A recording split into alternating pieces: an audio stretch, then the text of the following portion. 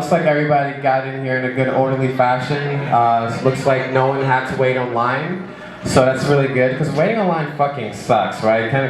You know, doesn't it really suck, you know?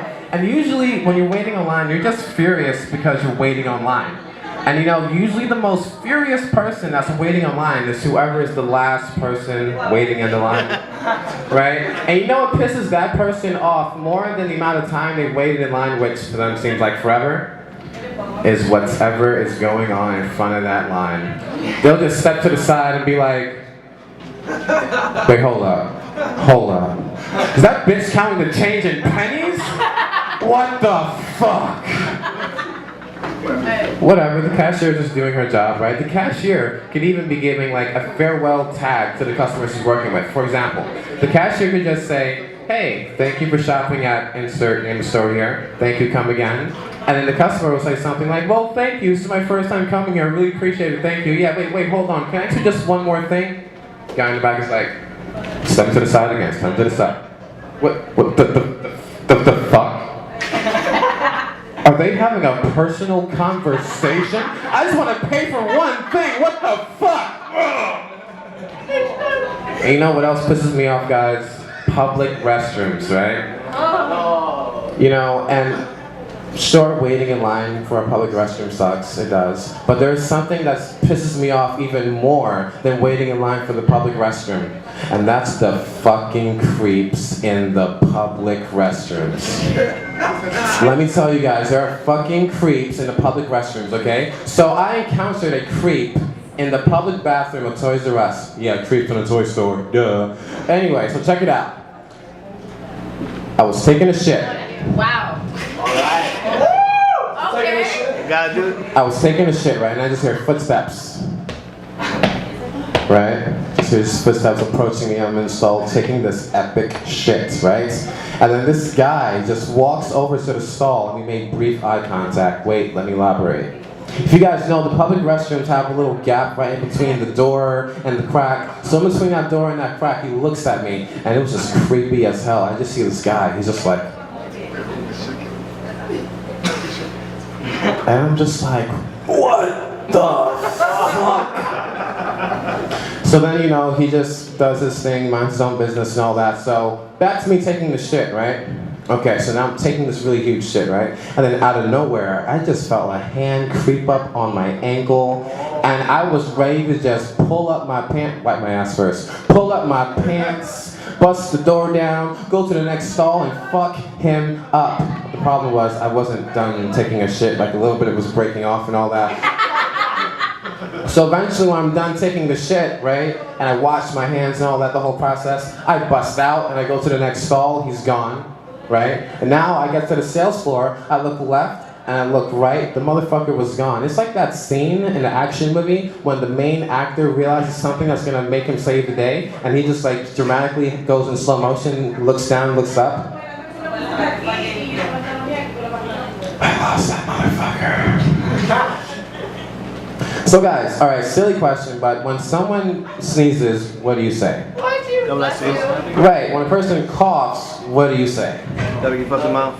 You should say that too, you know? So I was in a really awkward situation, okay? I was on the elevator. I was on the 32nd floor of an elevator in Manhattan, right? And I get on the elevator and it's just me and this one guy, right? And it's just so awkward because it's just me and this one guy. The elevator's going down completely slowly. There's no fucking elevator music. There's just me and this guy, and no one came on. And things are just so awkward. And just when I thought that things couldn't get any more awkward, they do. Out of nowhere, me and this guy on the elevator, out of nowhere, the guy just farted. He was embarrassed. And the thing is, the elevator was going down, and the sound of his fart decreased as the elevator went down. So it was more like...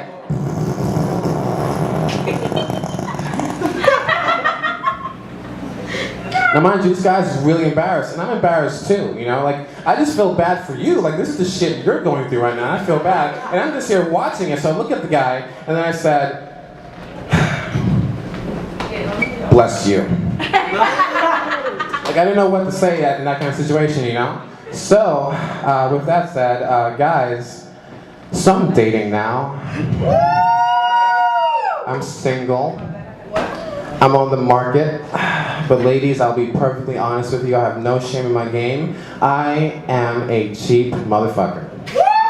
No shame in that. One time I took a girl out, right? And I only had enough money to buy her a plate of food, not myself. And she's like, why you ain't eating?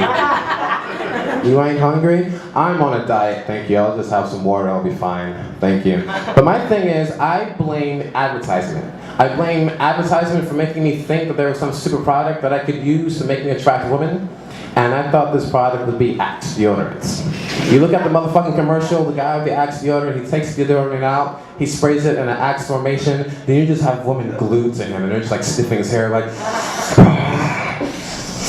I wanted to be that guy. So then I went and I bought me some Axe deodorant and I did, as the commercial, described, just spray it in a little Axe, X formation. Not a single woman looked in my direction. So I had to go back to the store and I had to make the return. I mean, they'll make the return anyway, but I got so upset. I was like, you know what? I want to find the president of Axe deodorant and sue him for false advertisement. See, now that's me returning a defective item. But what if you return something that isn't defective, works perfectly fine, but you're just not using it? So that brings me to my next return. So I had to return a box of Trojan condoms because I figured I wasn't going to be getting any punani. So imagine you have to go to a store, right? Listen to this, guys. Imagine you have to go to a store and you have to make a return.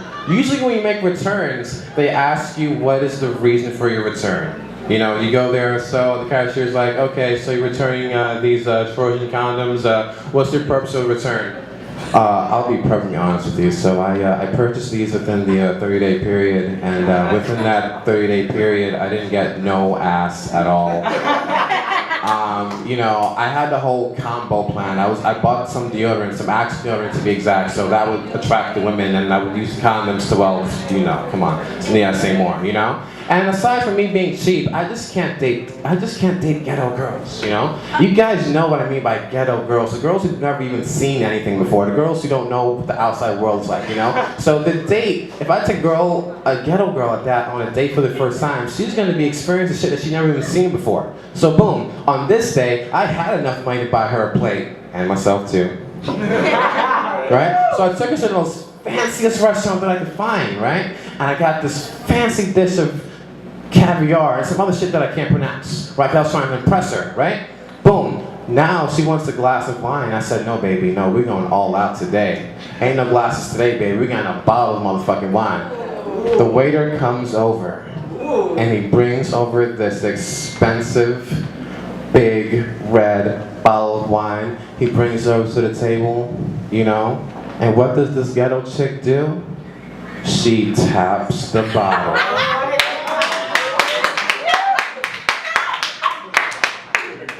I mean, I knew what it meant, I knew why, you do that. When you're with your boys, you're in hell, you tap a bottle, but we're on a date right now. And you wanna tap the bottle, and then what makes things even worse is that after she tapped it, she offered it to me. And I'm just like, alright, fuck it. We can do that, alright.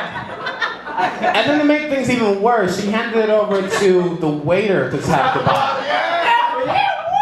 And the waiter, he's not from America, he's from Russia. He doesn't have any understand what's going on. What do you want me to do? Do you want me to take it back? Is that not what you want?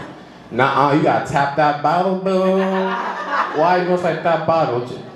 Bro, just do that. I don't really understand, what's going on here. Just tap the bottle, And one time, I was on the train one time, right? And I just got a fresh haircut, I was looking good. Looking good, right? And then this woman was looking in my direction, you know what I mean? Like she was looking at me, I was looking at her, looking at me, looking at her. It was epic. It was like a ping pong of the eyeballs. It was just like boom, boom, boom. So she gets up and she walks over to me. I'm like, oh shit. I had to slap my phone. I'm like, oh shit. Oh shit. So she comes over to me, right? I'm looking all fine and shit. She comes over to me, right? And she's like, excuse me. And I'm like, yeah, what's up, baby? What's up? You see that guy over there?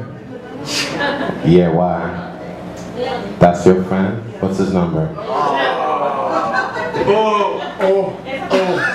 And, I thought I was doing something right, but it was just, that's just my thing. So I guess now I just need to stop being cheap, and I need to stay away from ghetto girls, and also when I'm going to bring a girl out and I'm going to buy a bottle of anything, I just need to let her know that either no bottle tapping will be going on, or I need to know about the bottle tapping that's going on. I mean, one time I took a girl out. This is a different girl, but she's friends with the girl who tapped the bottle, so I see why she did it. I'm about to tell you what she did.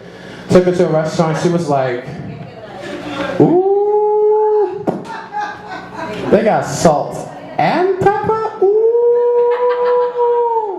And I'm like, yeah, I mean, that's what most restaurants do, They just have salt and pepper and no bottle tapping, So I just want to tell you guys that this is my second time ever doing stand-up comedy. I've never done this before. I just had my friends, come and just push me to do it. So this is my second time doing it. My friends are always like, "You're hilarious. You should get up on stage and do some comedy." I'm like, all right, well, and I didn't want to do it. It's one of those things where my friends like, "Just do it." I'm like, guys, I'm not a comedian. That's not what I do, Thank you for encouraging me. Mike is one of the reasons why I'm up here doing this right now. So I want to give a shout out to Mike. Thanks for letting me do this. This shit is fun, but honestly, it's like, I didn't even prepare for this. I just came here, I didn't have time to rehearse, I didn't even do the whole stereotypical look in the mirror thing. Me too! I didn't make any faces. I just went out and did it. I just trust myself, and I trust my friends for trusting me. Because I'm just this went from a stand-up comedy routine to a motherfucking thank you to my friends, because you guys are fucking awesome. Even these random people at the bar, you guys are awesome. Can I get a wave? Can somebody wave at me right now? That's what's up. That's the only motherfucker who just waved. Everybody's like, I just want a drink. This motherfucker's talking shit right now. What is he talking about? Wave. Fuck out of here. Yes, I'm talking about you.